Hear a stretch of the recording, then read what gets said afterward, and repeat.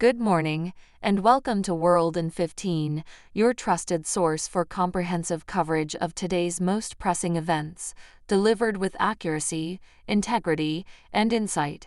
The opposition obituaries had been written. According to most polls, India's election was a foregone conclusion. Prime Minister Narendra Modi's right-wing, Hindu nationalist alliance was expected to secure a supermajority and with it the power to enact radical change unopposed. Shall be reporting on this. To Modi's critics and opponents, India was on the fast track to becoming a de facto, one-party state. But as Trump's victory of 2016, Brexit, and countless other upsets of recent years have shown, opinion polls and analysts can often get it spectacularly wrong. Going into this election, Modi had set a goal of winning 400 seats in the lower house of parliament, or Lok Sabha. But as results began to trickle in Tuesday night, it quickly became clear his ruling Bharatiya Janata Party wouldn't even have enough to form a simple majority. In what opposition parties have declared as a victory for pluralism, voters in the world's largest democracy partially rejected Modi's populist vision for a Hindu First Nation, reducing the BJP's share of the vote by 63 seats, bringing its total down to 240, far below the 272 required for a parliamentary majority. Opposition parties, meanwhile, won 235 seats, while BJP's coalition partners secured an additional 52 seats. Tuesday's result is a humbling moment for a leader who declared he was sent by God and whose lead in the polls was lauded by supporters as unassailable. The BJP's inability to secure an outright majority pricks the bubble of Modi's authority, wrote political scientist Prahat Panambeta Tuesday night. Modi is not the indomitable vehicle for history. Today, he is just another politician, cut to size by the people. Modi's victory Tuesday makes him the first leader since India's founding Prime Minister Jawaharlal Nehru to secure a third five-year term, making him one of the country's most successful politicians. Since assuming power in 2014, Modi has attained levels of popularity not seen in decades, owing to a raft of development and welfare programs mixed with a strident brand of Hindu nationalism in a country where about 80% of the population are followers of the polytheistic faith. Under Modi's leadership, the country of 1.4 billion people has become the world's fastest-growing major economy and a modern global power, making strides in technology and space. Yet despite these successes, poverty and youth unemployment persist, particularly in rural areas, and the wealth gap has widened. Modi has spoken of having a vision of India for the next 1,000 years and wants to turn it into a developed nation by 2047. He has made clear his ambitions of transforming the constitutionally secular country into a Hindu first state, most recently inaugurating a grand temple on the site of a desecrated mosque. He now might have to go a little slow on all these ambitious plans, said New Delhi-based political commentator Arathi Jareth. To push India on a path towards becoming a Hindu country with a major voice on the world stage, he will have to tread carefully. He faces challenges at home. The BJP has long been accused of using state agencies to stifle opponents. Under Modi's rule, India's once boisterous media has been tamed, and in the run-up to the election, opposition leaders and parties faced a slew of legal and financial challenges. The arrest in March of the popular Aam Aadmi Party leader, Chief Minister of Delhi, and staunch Modi critic Arvind Kejriwal sparked protests in the capital and prompted claims of a political conspiracy by his party, claims the BJP has denied. Kejriwal's release on interim bail last month galvanized the opposition to put up a tough fight against the BJP, uniting a group of political leaders who were once divided over ideological differences in what they described as a do-or-die fight to save the country's constitution.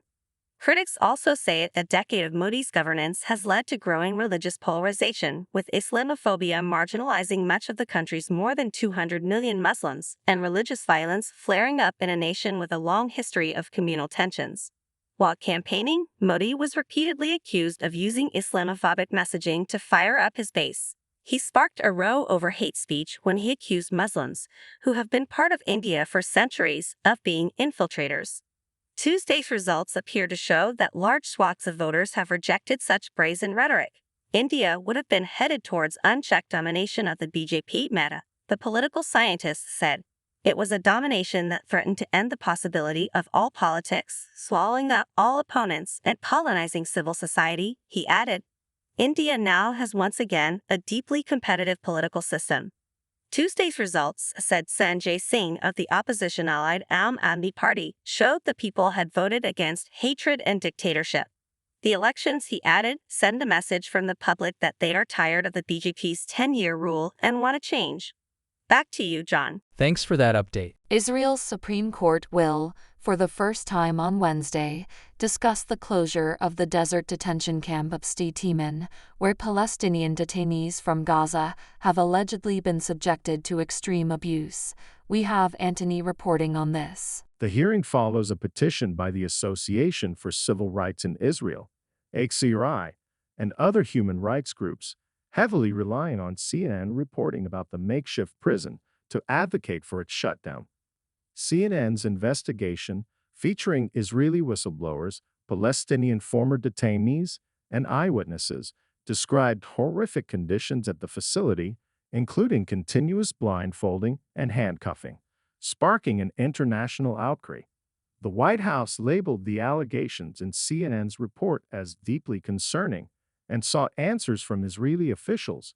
Germany's Foreign Office condemned the reported practices, urging access for the International Committee of the Red Cross. In response, United Nations Special Rapporteur on Torture and Unlawful Combatants, Alice Jill Edwards, called for Israel to investigate allegations of mistreatment of detained Palestinians. Last week, Israel Defense Forces, IDF, Chief of Staff Lieutenant Gen. Herzi Halevi announced a probe into mistreatment allegations at Detainees, Anatot, and Ofer, other military detention camps for Palestinians from Gaza. The committee examining conditions of Palestinian detainees is set to submit its recommendations to Halevi this month. CNN's investigation into Detainees revealed that Palestinian detainees faced constant blindfolding and extreme physical restraint. Doctors allegedly amputated prisoners' limbs due to injuries from continuous handcuffing. According to whistleblowers, the camp, located 18 miles from the Gaza frontier, comprises enclosures for detainees and a field hospital where wounded detainees are blindfolded, strapped to beds, wearing diapers, and fed through straws. In response to a petition led by the rights group Public Committee Against Torture in Israel, PCATI, the Israeli government stated plans to reduce the number of inmates held at Detainees, intending to use it as a reception, interrogation, and initial sorting facility for short periods. The IDF asserted proper conduct toward detainees but acknowledged that the allegations of misconduct are investigated. However, it did not directly address accounts of detainees being stripped of clothing or held in diapers, stating detainees are given clothing back based on security risk assessments. Back to you, Bella. Thanks for that update. Amanda Knox, the American who spent 4 years in jail in Italy for the murder of her roommate before she was cleared of the crime, returns to an Italian courtroom on Wednesday seeking to reverse a lesser charge related to the case that attracted global attention more than a decade ago. We have Jensen reporting on this. This time, Knox is battling to overturn a slander conviction for falsely accusing her then-boss Patrick Lumumba of the murder of Meredith Kircher, Knox's British roommate, when the pair were students in the Italian city of Perugia. Kircher's body was found on November 2, 2007, with stab wounds to the neck in the apartment she shared with Knox and 2 Italian women in Perugia. Lumumba was arrested for the murder in November 2007 along with Knox and her then-boyfriend Raffaele Sollecito, based on Knox's confession to police during an interrogation without a lawyer present. Lumumba from the Democratic Republic of Congo served nearly 2 weeks in jail before a lack of evidence led to his release. Knox, Sollecito, and Ivory Coast native Rudy Gade, whose DNA was present in the murder room, were all convicted of the murder in 2009. Gade admitted to being in the house with Kircher the night she died, but denied killing her. He said both Knox and Sollecito were also there. Knox and Sollecito's murder convictions were overturned by a Perugia appellate court in 2011 after an independent review of key forensic evidence, only to have that acquittal overturned by Italy's Supreme Court in 2013. A Florentine appellate court then convicted the pair again in 2014. Knox was by then back in the U.S. and did not attend that trial. The 36-year-old Seattle native, now a mother of 2, along with Sollecito, were definitively cleared in 2015 of Kircher's murder after Italy's Supreme Court voided the 2013 reconviction. After being cleared of murder, Knox remained convicted of slander against Lumumba, a ruling upheld by Italy's Supreme Court in 2015. She was sentenced to 3 years in prison, which she served while awaiting the original murder trial and subsequent appeal. She petitioned the European Court of Human Rights, which ruled in 2019 that her human rights were violated when she accused Lumumba of the murder because she did not have a lawyer present, nor was there an acceptable translator during the interrogation that was neither filmed nor recorded.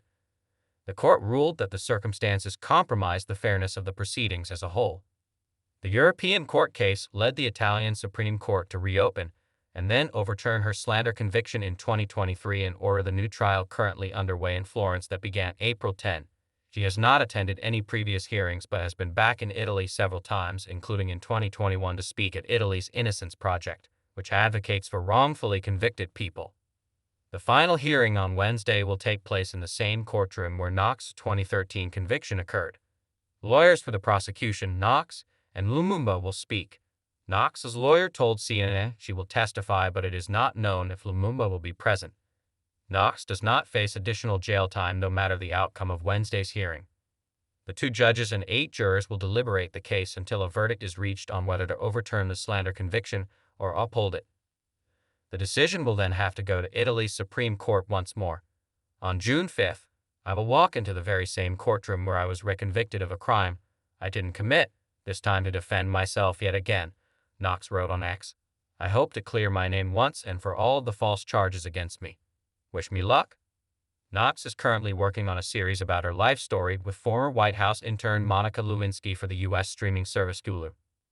Back to you, John. Thanks for that update. Australia's safety commissioner has dropped her legal bid to force Elon Musk's social media site X to hide a violent video of a church stabbing in Sydney from global users.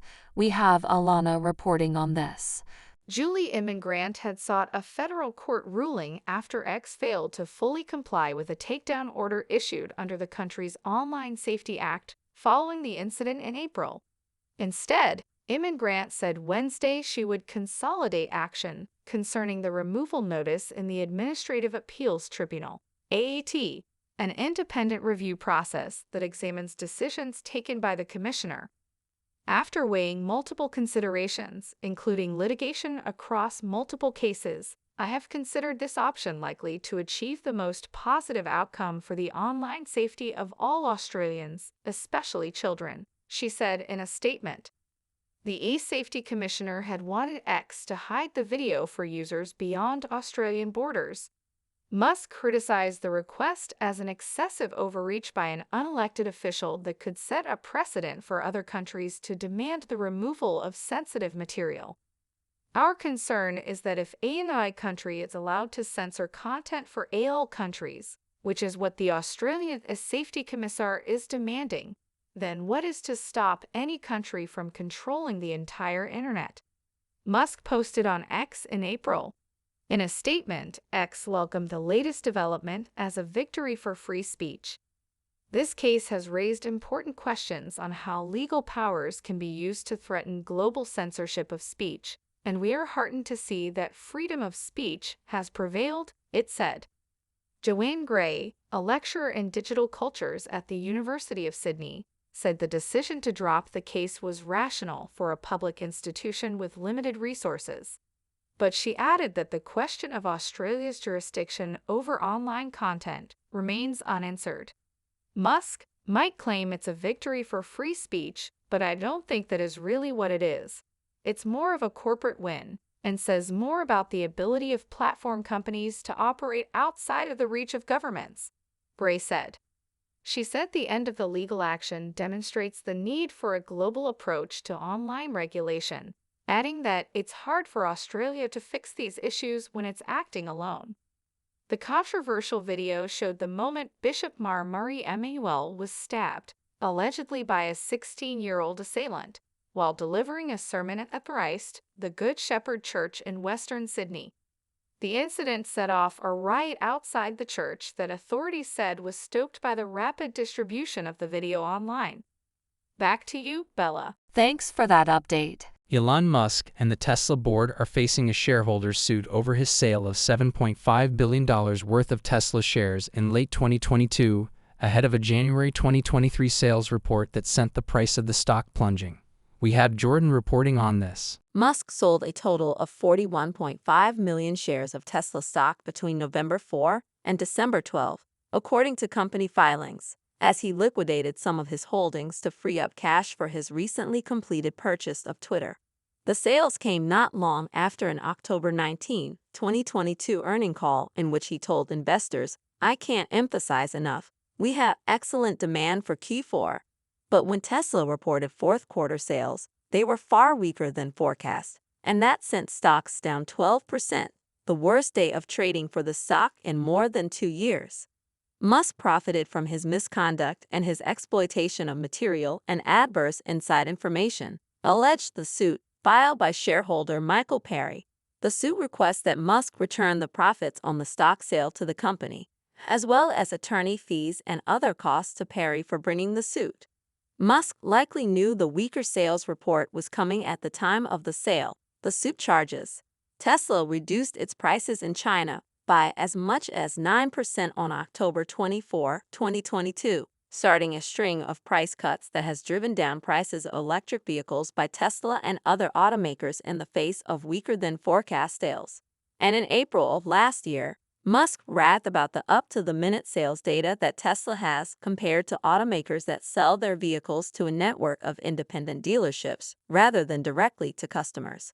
"I'm not sure there's any company on Earth that has better real-time data than Tesla, except maybe SpaceX Starlink," he told investors at that time, referring to one of his other companies. Back to you, John. Thanks for that update. Thanks for tuning in to World in 15 for your daily dose of news and updates. Don't forget to hit that subscribe button and turn on notifications so you never miss out on breaking stories and insightful analysis.